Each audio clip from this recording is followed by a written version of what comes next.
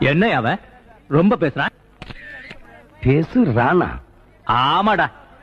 டாவா டாய், நம்ம நாட்டுல கண்டக்டர் வேலையில இருந்து கலெக்டர் வேலை வரைக்கும் மத்த எல்லா வேலைகளுக்கும் படிப்பு ஒரு தகுதியா வச்சிருக்காங்க. ஆனா அரசியல்வாதிகளுக்கு மட்டும் படிப்பு ஒரு தகுதியா வைக்கல.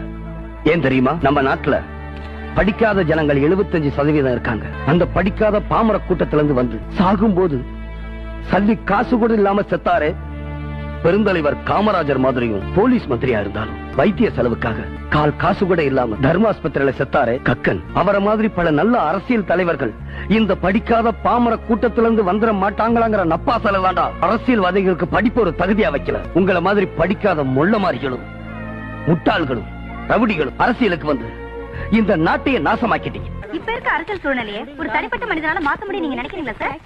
ஒரு தனி மனிதனால மாஸ் ரெவலேஷனை உருவாக்க முடியும். ஒரு தனி மனிதனோட ஒரு கேள்வி ஒரு தீப்பொறி